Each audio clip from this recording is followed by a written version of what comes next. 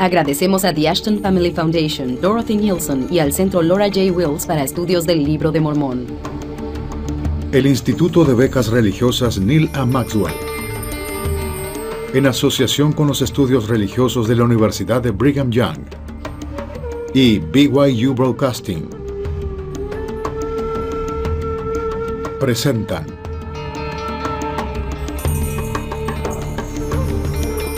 ¿Quién es este antiguo personaje que aparece en el epicentro de la historia?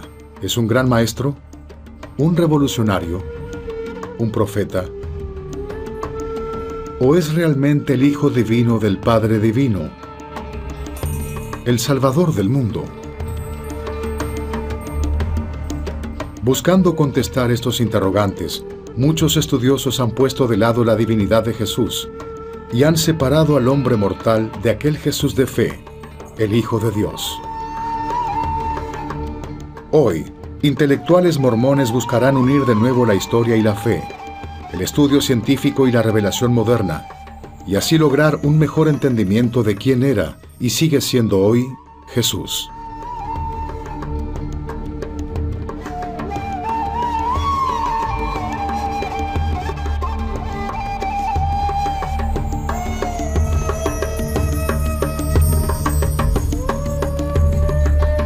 El Mesías, he aquí el Cordero de Dios, ha sido llamado un labriego, un místico, un líder carismático, un maestro sabio y un influyente socialista.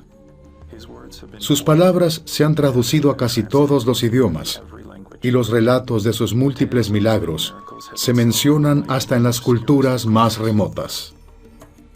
Sin embargo, la historia de Jesucristo comenzó mucho antes de Belén.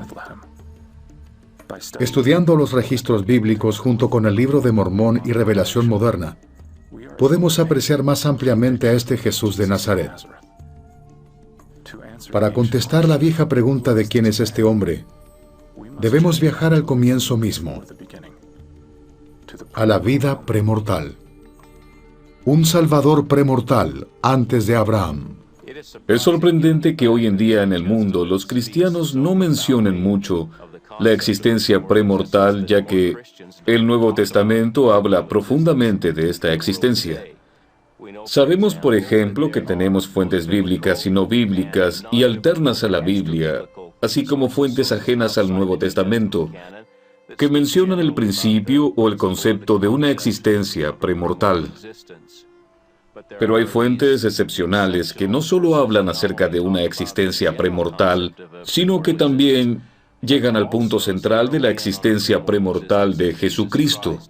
Y estas referencias datan de antes de la época de Jesucristo o durante el período de los testamentos, cuando Jesús llevó a cabo su ministerio en la tierra. Han sobrevivido en las llamadas literaturas patrísticas y más tarde se hacen referencias de Cristo como el Dios que visitó a Abraham y como el Dios del Antiguo Testamento. También encontramos referencias en Justino, Irineo y tiempo después en la historia eclesiástica del siglo V, escrita por un autor bastante famoso llamado Sossman, refiriéndose a una iglesia. De hecho, es un sitio en el cual una iglesia fue edificada por Constantino. Mamre era el lugar. Sossman nos cuenta que este era un lugar donde había un gran mercado en el que se celebraban grandes acontecimientos y que tanto judíos como paganos, como Sossman se refería a ellos, así como los cristianos, lo consideraban un lugar central. Y lo consideraban central porque es en este lugar donde aquel que nazca de una virgen se aparecerá a un hombre piadoso, refiriéndose a Abraham. Así que era una referencia explícita en sus creencias de que Cristo era el Dios que visitó a Abraham. El himno de Logos.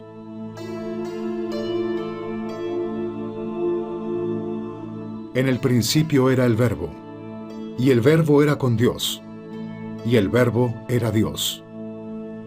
Juan 1:1. El prólogo del Evangelio de Juan, versículos 1-18 del capítulo 1, se le conoce también como el himno de Logos. Un himno porque es de un estilo y una estructura diferente al resto del texto. Está escrito en coplas paralelas, casi como si fuera un poema hebreo, aunque fue escrito en griego. Pero quizás más importante que la forma del texto es su contexto. En archei en o logos, kai o logos en pros ton theon, kai theos en o logos. Al principio era el verbo, y el verbo estaba con Dios, y el verbo era Dios. Si buscamos la palabra logos en el gran léxico griego, con el que cada estudiante de cultura clásica tiene que enfrentarse en esta vida, encontraríamos 6 columnas en espacios sencillos escritas acerca de esta palabra. Puede significar historia, diálogo, debate, lógica, razón o inteligencia. Es una de esas palabras de gran riqueza y es tal vez la razón por la que Juan la escogió. Lo llamamos el himno de Logos debido al término griego logos, que convencionalmente es traducido como el verbo en la versión Reina Valera de la Biblia. La palabra logos tenía un alcance semántico mucho más amplio en el griego clásico y bíblico. Logos, según Platón y algunos de los filósofos de inicios de la Edad griega, es lo que nos diferencia de los animales. No es que los animales no sientan o que no puedan comunicarse, pero el logos fue el medio por el cual los pensamientos e ideas se comunicaban de una persona a otra. Así que puede significar verbo, pero también puede ser pensamiento, idea, razón o causa. Cuando me comunico con otra persona, mis pensamientos se convierten en palabras, y las palabras van a esa persona y en su cabeza se convierten en pensamientos. Así que logos es algo que puede afectar algo. En Doctrina y Convenios tenemos términos similares usados por Juan al describir a Cristo. Es más, es el testimonio de Juan el cual se manifiesta allí. Y les leeré una corta sección de sección 93 de Doctrina y Convenios. Comenzando con el versículo 6, dice: Y Juan vio la plenitud de mi gloria y dio testimonio de ella, y la plenitud del testimonio de Juan más adelante ha de ser revelada. Y él, hablando de Juan, dio testimonio diciendo: Vi su gloria que él era en el principio, antes que el mundo fuese. Así que en el principio era el Verbo porque Él era el Verbo, sí, el mensajero de salvación, la luz y el redentor del mundo, el Espíritu de verdad que vino al mundo, porque el mundo fue hecho por Él, y en Él estaba la vida y la luz de los hombres. Así que lo que Juan nos dice se confirma detalladamente en esta revelación de las Escrituras modernas. Esencialmente nos dice que Dios existía y que Dios empezó a interactuar y comunicarse en formas más amplias por medio del significado de este logos, que por supuesto nosotros llegamos a entender como su Hijo unigénito. También tiene muchas e interesantes similitudes con el libro del Génesis, porque el Génesis comienza su relato de la creación diciendo: en el principio, Dios dijo, hágase la luz. Fue el hecho de decirlo lo que causó que la luz fuera. Un lector que haga esa conexión se percata de la similitud con la expresión en griego de Juan 1:1, el verbo, ya sea de la traducción griega del Génesis o en su hebreo original, se reconoce el concepto de logos. Hay otro pasaje interesante en el libro de Hebreos. En este pasaje del capítulo 1, el autor dice que en tiempos antiguos Dios ha hablado a Israel de varias maneras y le habló a su pueblo a través de los profetas. Después hace una sorprendente analogía. Pero en este día, Él nos ha hablado a través de su Hijo Jesucristo, por medio del cual Él creó los mundos. Algunas traducciones dicen el universo, como en la Nueva Versión Internacional, y algunas usan otros términos, pero la idea es que es Jesús a través de quien escuchamos la palabra de Dios en el día en que esta carta fue escrita, en la dispensación en la cual Jesús vino. Es el mismo Jesús que fue el creador de los mundos o del universo.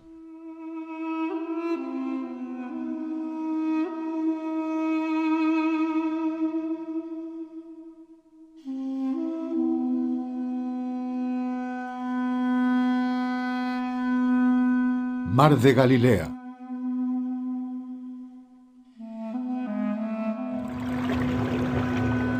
Galilea.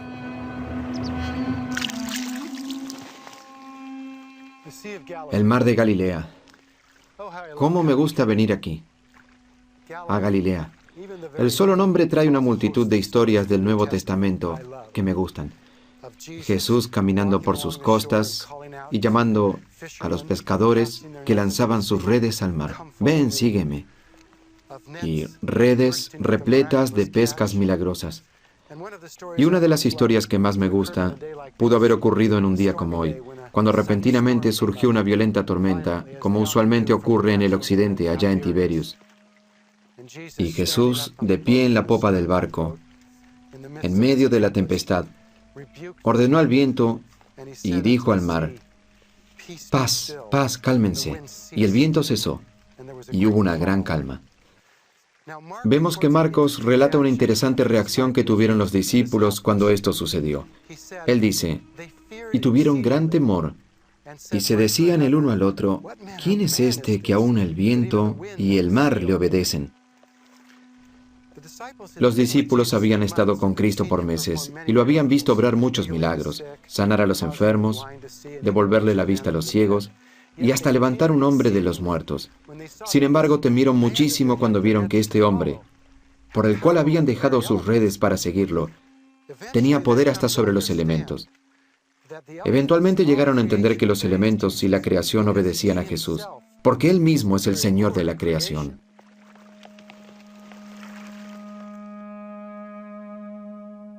Cristo como el Creador.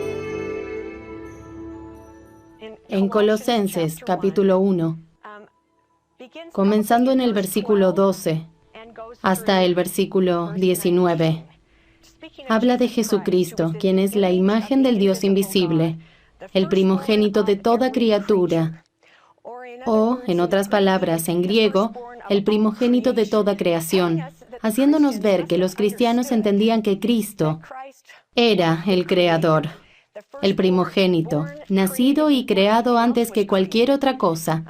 También en el versículo 17, y Él es antes de todas las cosas, y por Él todas las cosas subsisten. En el versículo 16, habla de Él como Creador. Por Él fueron creadas todas las cosas, las que hay en los cielos y las que hay en la tierra, visibles e invisibles. Es una frase fascinante, sugiriendo que aún hay muchas más creaciones de Cristo de las que vemos o reconocemos. Los griegos dicen ta orata, kai ta a orata, que yo lo traduciría como lo visible y lo invisible. Lo que está haciendo Pablo es salir de la visión del mundo en su época, en donde el mundo podía dividirse en dos partes. Una parte era lo que se veía, aquellos objetos y cosas que podemos ver, pero había otra parte de este mundo igualmente real, que eran fuerzas que moldearon y cambiaron la historia, fuerzas que eran invisibles o estaban escondidas para nosotros. Él llama a esta clase de poderes los tronos, principados, dominios. Y lo que el profeta nos dice era que Jesús no estaba sujeto a la influencia de estos poderes invisibles porque Él es el creador de todas las cosas. En Moisés capítulo 7, por ejemplo, cuando Enoc ve el desarrollo de la historia del mundo, él ve la crucifixión de Cristo y dice: todas las creaciones de Dios lloraron, y la tierra gimió y se hicieron pedazos los peñascos. Así que no fue solo esta tierra, sino todas las creaciones de las cuales Jesucristo fue un agente de su Padre en los cielos, las que lloraron en agonía, mientras su Creador sufría el sacrificio de la expiación. Pienso que el libro de Mormón claramente nos enseña que el concepto de Jesucristo como el creador de este mundo y de otros mundos existió antes de la época de Cristo. Cuando miramos las palabras de Mosía, en el capítulo 3, versículo 8, que son las palabras de un ángel dadas al rey Benjamín, que dicen: y el Salvador se llamará Jesucristo, el Hijo de Dios, Padre del cielo y de la tierra, el creador de todas las cosas desde el principio, y su madre se llamará María. Aquí está claro que el ángel, y supongo también que toda la gente en el libro de Mormón, entendieron que el Dios del Antiguo Testamento, el que creemos es Jesucristo, fue el creador de esta tierra y todo lo que en ella existe. En la perla de gran precio encontramos piezas importantes de información acerca del Salvador en su labor premortal. También encontramos el relato de Abraham de una de sus conversaciones con el Señor. Y uno de los aspectos sobresalientes que tenemos aquí es que Abraham se refería al Salvador premortal. Él se presenta a sí mismo diciendo, «He aquí, mi nombre es Jehová». Abraham también dice que el Señor puso sus manos sobre mis ojos. Vi aquellas cosas que sus manos habían creado, las cuales eran muchas, y se multiplicaron ante mis ojos, y yo no pude ver su fin. Este es otro dato importante que aprendemos de Jesucristo, que no solo Jesucristo era Dios antes de esta vida, pero que siendo el creador de mundos incontables, no era un principiante, que este mundo en el que vivimos y estas experiencias que tenemos no son nada nuevo en las eternidades, y que el Señor no está experimentando con nosotros y esperando que algo bueno salga de este plan de salvación. No, Él ha hecho esto innumerable cantidad de veces. Cuando vemos el telescopio Hubble y vemos todas esas imágenes increíbles de galaxias sin fin que han sido creadas por el Salvador, y vemos en Abraham 12 cómo sucede todo esto, y se le muestran mundos sin fin, y Abraham no alcanza a ver el final de todas las cosas que han sido creadas. En el capítulo 3 de Abraham, tenemos una asombrosa descripción del concilio preterrenal en los cielos. En este concilio en el cielo, muchos de los hijos de Dios, nobles y grandes, estaban reunidos. Y estos nobles y grandes eran efectivamente aquellos que eran espíritus, en contraste con las inteligencias que siempre han existido. Así que estamos hablando de los hijos espirituales de Dios. Y estaba entre ellos uno que era semejante a Dios. Obviamente aquí se refiere a Jesucristo, hablando acerca del plan de descender a esta área donde hay materiales que pueden construir un lugar, una tierra donde la gente, donde estos hijos de Dios puedan morar. Nuestro Padre Celestial reúne a su familia en lo que llamamos el Gran Concilio. Y en este concilio, el Padre repasa con nosotros todo el sistema y el plan de salvación. Es importante que entendamos que es su plan y que viene de Él. Dios el Padre hace una propuesta. ¿A quién enviaré? En esta existencia mortal, estaríamos en una condición donde cometeríamos errores y se necesita un Salvador. Y Dios, el Padre, estaba pidiendo un voluntario. La pregunta del Padre, ¿a quién enviaré?, nos pone a reflexionar, pero obviamente Él quería enviar a su Hijo preordenado para hacer esto. Pero también nos hace pensar en el jardín de Getsemaní, cuando el Salvador le dice, «Pasa de mí esta copa, mas hágase tu voluntad». Pienso que tal vez no estaba seguro de ser capaz de hacerlo. Y me imagino que es este elemento de incertidumbre el que fue esencial para poder tomar esta ofrenda suprema, esta gran expiación, este gran sacrificio. Tuvo que ser un sacrificio, no solo para el Padre, sacrificar a su Hijo, sino también para el Hijo, hacer esto sin saber si iba a ser capaz. Por otro lado, tenemos a Lucifer, quien probablemente no tenía ninguna intención de tomar sobre sí tal sacrificio. Conociendo su carácter y lo que sabemos de él, sabemos que él nunca haría algo con lo que se pudiera perjudicar. Quería tener todo garantizado y por estas garantías, él quería toda la gloria.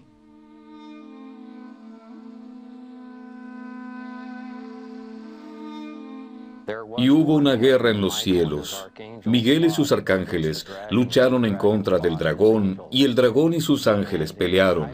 Y de este lenguaje altamente simbólico, podemos ver que esta no fue una guerra de espadas y armas, como podríamos pensar de una guerra convencional.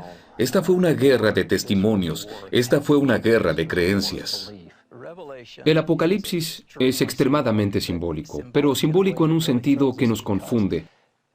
Porque en esta visión de Juan, él realmente ve cosas que francamente son imposibles de combinar con el mundo real. Y lo que tenemos que entender es que la revelación no fue una visión, ni fue dada a la pluma o pincel, pero fue una revelación dada a la mente. Es un acertijo que nos obliga a presentir más allá de la revelación. A Satanás se lo describe como un dragón o una serpiente. Y esta es una nota simbólica muy importante. A menudo me he preguntado, ¿qué significado tiene este simbolismo? El Señor usa toda clase de simbolismos cuando habla. Y el gran dragón, por supuesto, sabemos que es un símbolo para Satanás. Y en el versículo 9 dice, esa antigua serpiente llamada el diablo, Satanás. Esto no quiere decir que no deberíamos imaginar a Satanás como un dragón, una culebra o una serpiente. Este es un símbolo de quién es Él y qué es lo que hace. Él destruye, Él aterroriza, Él da miedo. En su furia Él quiere destruirlo todo, así que nosotros solo vemos el poder de Satanás para destruir. En lo que concierne a los ángeles, nosotros somos los ángeles, aquellos que estaban del lado de Dios cuando tuvo lugar aquella batalla. Nosotros no éramos simples sujetos que estuvimos presentes en el mundo premortal, pero de hecho participamos en esa batalla. Tomamos una decisión, hicimos cosas durante ese tiempo que ayudaron al Señor en su trabajo y ministerio en aquel lugar. El entender que el Salvador tiene fe en nosotros, así como nosotros en Él y que Él tiene fe en nosotros, para hacer lo que Él nos pide, y que lo que Él nos pide es mínimo comparado con lo que Él ha hecho, es una de las cosas más edificantes del Evangelio y una de las cosas que nos permite a todos hacer lo que Él pidió que hagamos.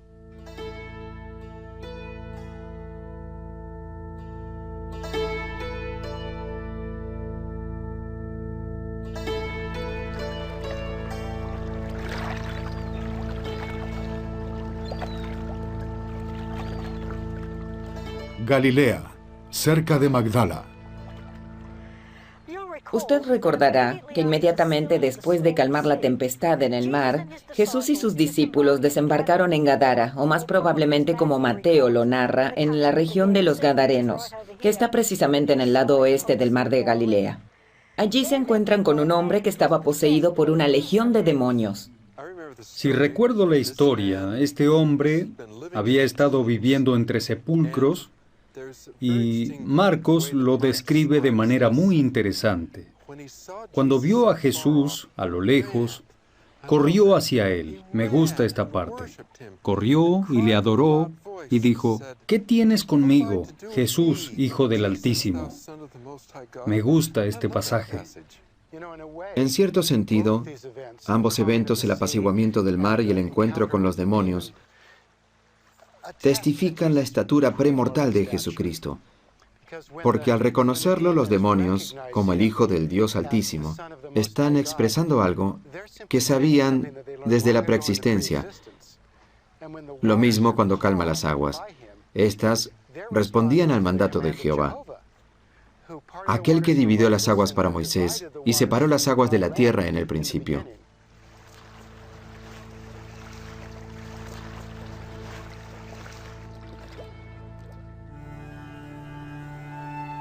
Miguel y la guerra en los cielos. Y el dragón no prevaleció contra Miguel, ni contra el Hijo, ni contra la mujer, que era la iglesia de Dios, la que había sido aliviada de sus dolores y dado a luz el reino de nuestro Dios y su Cristo. Traducción de José Smith, Apocalipsis 12:7.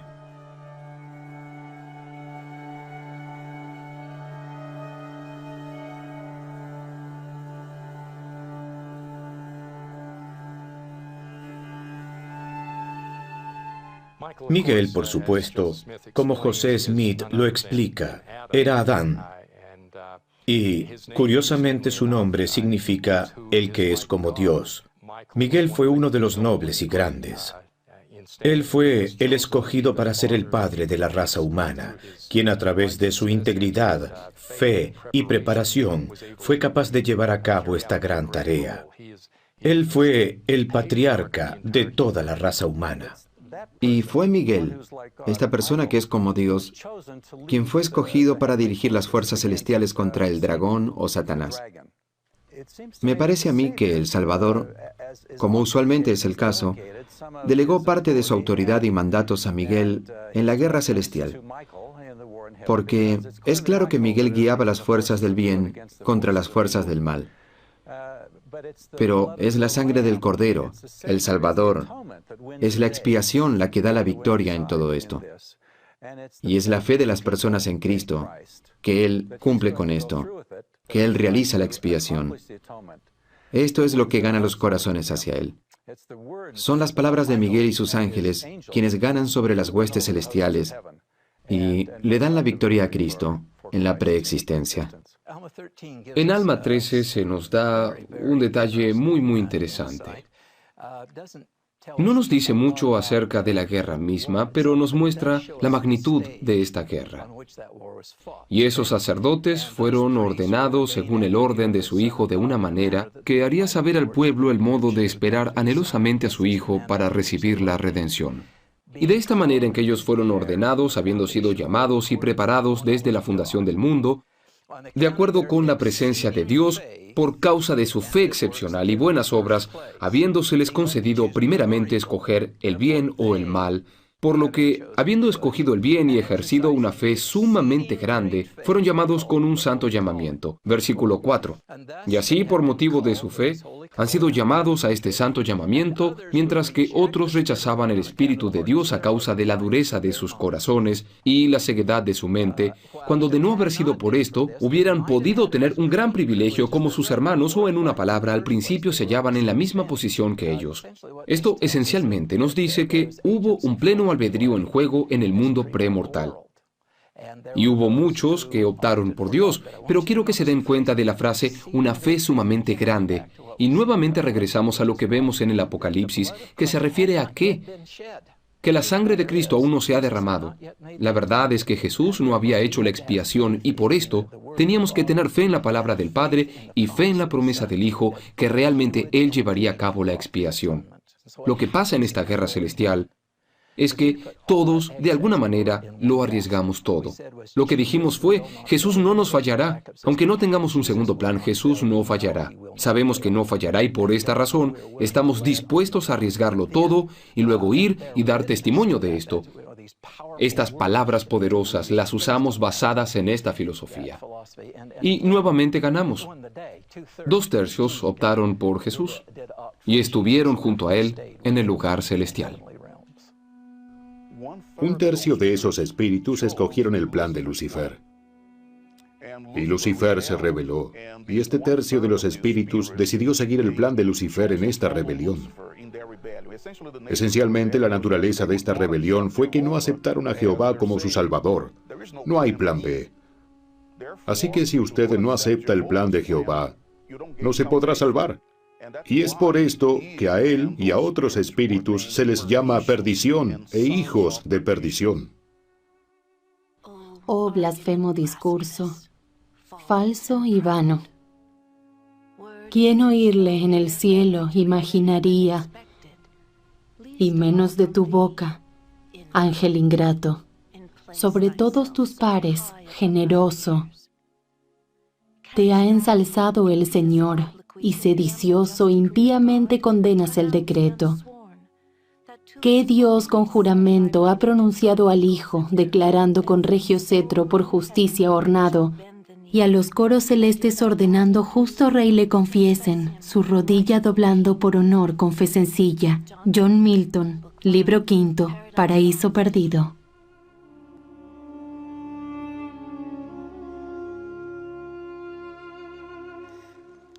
Aquí tenemos exactamente lo que vemos en Abraham, que Satanás quería su propio plan. Quería olvidarse del libre albedrío, quería atar a aquellos que estaban libres. Básicamente esos espíritus fueron expulsados de la presencia de Dios para vagar por la tierra, para tentarnos. Lo único que podemos deducir es que quienes vivimos aquí escogimos el plan del Salvador, que era el mismo plan del Padre. Confiamos que esta era la manera de regresar, o la única manera de regresar a la presencia del Padre. Y confiamos que Jehová realmente sería nuestro Salvador, y que cuando llegara el momento, Él no fallaría en esta misión. No se le ocurriría fallar. Cristo como Jehová.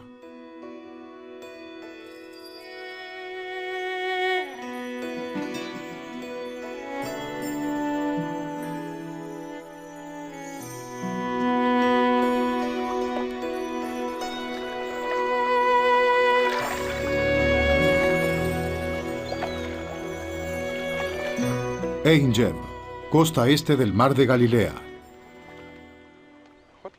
¿Qué podemos decir de la permanente pregunta de la relación entre Jesús y Jehová?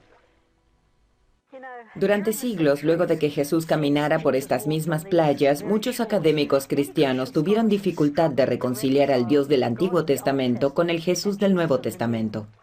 Pienso que es por esto que muchas personas perciben que uno es un Dios de justicia y el otro es un Dios de misericordia.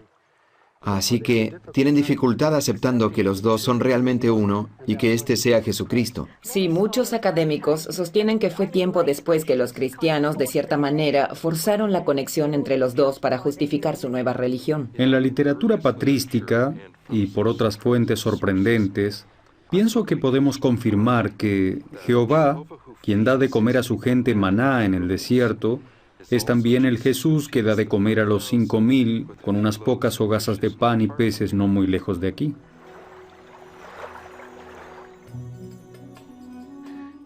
En una declaración atribuida a José Smith, se dice que el profeta afirmó que el primer milagro de Jesús fue la creación. El Elder Talmash dice que un milagro no es romper las leyes de la naturaleza, sino que es el ejercicio de leyes superiores para alcanzar un objetivo deseado, leyes que no entendemos. Esto se observa claramente en el himno Logos, que mencionaba que a través de la palabra fueron creadas todas las cosas. Pero esta idea no está solo en el himno de Logos o en los escritos de Juan en los primeros textos cristianos. En los escritos de Pablo, que tal vez fueron escritos antes que el Evangelio de Juan, se encuentran referencias de que Jesús fue el creador. Una de las tendencias de Pablo es tomar las escrituras que se aplican a Jehová en el Antiguo Testamento y volver a aplicarlas en el Nuevo Testamento a Jesús mismo. Pablo comprendió, al igual que lo hizo la primera comunidad cristiana, que Jesús ciertamente era el Jehová del Antiguo Testamento.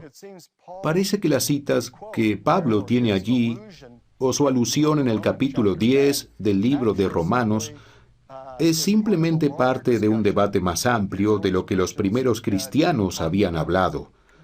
¿Se imaginan la sorpresa? El debate durante el ministerio de Jesús es, ¿Él es un gran maestro? ¿Es el profeta enviado por Dios? ¿Es Él el sucesor de Juan el Bautista? ¿O de hecho Él es el Mesías, el ungido que Dios iba a enviar? Y aquí Pedro anuncia que Jesús es el Mesías, pero aún más, Él es también el Señor. Juan escribe en el capítulo 8, versículo 58, después de una larga discusión con los fariseos y otras personas, ellos lo confrontan y le dicen, ¿aún no tienes 50 años y estás insinuando que has visto a Abraham? Y su famosa respuesta a esto fue, antes que Abraham fuese, yo soy. Y la frase griega aquí es genastai, que puede significar antes de que Abraham fuese, o antes de que Abraham naciera, o antes de que Abraham existiera. Y luego usa esta palabra clave, él dice, yo soy, am ego eimi, que es la misma palabra usada en la traducción griega del Antiguo Testamento en Éxodo capítulo 3, versículo 14, donde el Dios del Antiguo Testamento se identifica a Moisés como yo soy el que soy. Así dirás a los hijos de Israel, yo soy, me ha enviado a vosotros. Pareciera que está sugiriendo, con el uso de ese verbo, yo soy el Dios del Antiguo Testamento. En otras palabras, yo soy Jehová. Y parece claro que esta audiencia interpretó su respuesta de esta manera. porque Juan nos dice que inmediatamente ellos recogieron piedras para arrojárselas. La sugerencia implícita es que ellos estaban dispuestos a apedrearlo por blasfemia porque él estaba diciendo que era Jehová. La mujer en el pozo. Creo que en las páginas del Nuevo Testamento encontramos a un Jesús que está tan lleno de compasión que él mismo no se puede refrenar si ve a alguien que necesita ayuda, porque su instinto natural es ir y socorrer a la persona. Y aquí tenemos a la mujer del pozo, como lo dijo Juan en el capítulo 4, a la cual él reveló su verdadera identidad. Ella estaba impresionada por la habilidad que Jesús tenía de predecir el futuro, y es como si Juan nos revelara paso a paso cómo fue que ella se dio cuenta de quién era él realmente. Y finalmente ella dice, «Sabes, yo sé de aquel Mesías que ha de venir». Y Jesús le dice en un anuncio asombroso, «Yo soy el que habla contigo».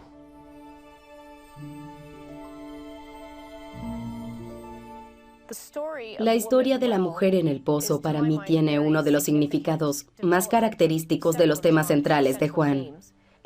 Aquí vemos que él se dirige a una samaritana, quienes eran considerados por los judíos más tradicionales como indeseables. Y aún así, Jesús habla con ella y le habla, y es más, Juan deja claro en su mensaje que se trata de una mujer cuya vida es, según los estándares de la ley, una pecadora. Cristo le pide que vaya con su marido y ella le contesta, «Yo no tengo marido». Y Cristo conoce acerca del pasado de esta mujer y se lo comunica. Y ella, aún después que él predice sus pecados y sabe de la imperfección de su vida, le dice, «Tú debes ser un profeta». Recordemos que no se trata de una mujer judía, sino de una mujer de Samaria, a cuyos habitantes la comunidad judía despreciaba. Y además de eso, ella vivía como una pecadora. No obstante, Cristo continúa hablándole y tratando de acercarla a la fe. Entonces, cuando Él le asegura que Él es, además de confirmarle su identidad como el Dios del Antiguo Testamento, creo que también está diciendo algo acerca de su presencia absoluta. Quiero decir esto tanto temporalmente como en un sentido cronológico, que en este momento, todos los momentos están presentes. Yo soy y seré siempre Dios, y tu pasado y tu futuro pueden resolverse en este momento de fe. El pasado se puede perdonar y asegurar el futuro si crees ahora. Yo pienso que la mujer samaritana entendió y lo deja claro porque fue y compartió su testimonio acerca de él. Ella les dijo, «Conocí a un hombre que sabía todas las cosas que hice en el pasado. ¿No será él Cristo?». Así que pienso que la combinación de sus poderes proféticos en su respuesta hacia ella y la confirmación de su identidad como yo soy ciertamente la lleva a convencerse de que Él es Cristo. Los primeros cristianos entendieron que Jesucristo era Dios del Antiguo Testamento. Entendieron que Él tenía una gloria y poder superior para crear esta tierra, que Él fue antes que ninguna otra creación. Y aún así, poniendo esa gloria a un lado, quiso nacer en la tierra como sirviente, para morir por nosotros y realizar su enorme sacrificio de expiación. Tenemos que hacer lo mismo que hicimos en el cielo. Primero, tenemos que volver a ganar el testimonio que tuvimos. Segundo, vivir de acuerdo a los preceptos del Evangelio para tener el Espíritu de Dios en nuestras vidas, y teniendo este Espíritu, debemos tener la fortaleza para hacer lo mismo que hicimos antes. ¿Y qué fue eso? Atestiguar con todo nuestro corazón y nuestra alma que Jesús es el Cristo, nuestro Salvador enviado, quien hizo todo lo que prometió que iba a hacer. Y por lo tanto, Él nos dio la salvación. Y es nuestro trabajo atestiguar sobre esta misma salvación que está en Cristo aún hoy.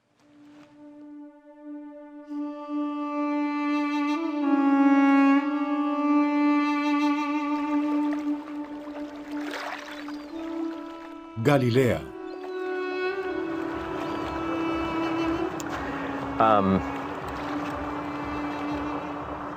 Podemos ver que Cristo amaba a la gente. Él caminó por los pueblos y seguramente hay bastantes personas que son descendientes de aquellos que vivieron acá en esos tiempos de Jesús. Y podemos imaginárnoslo caminando por los pueblos. Él los amaba y se preocupaba por ellos.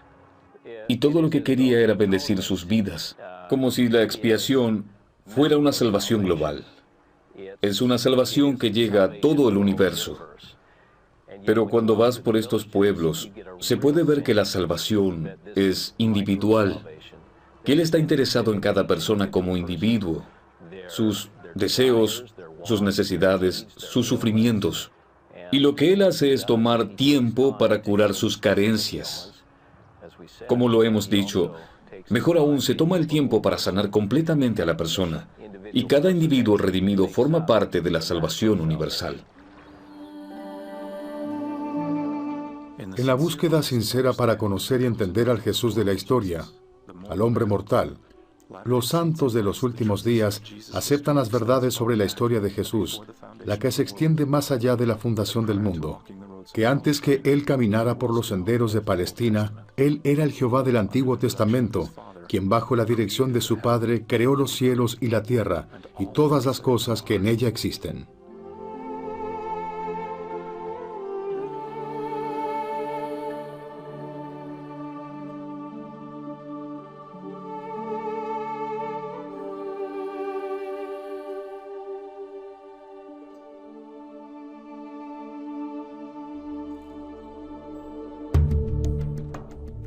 El Mesías. He aquí el Cordero de Dios.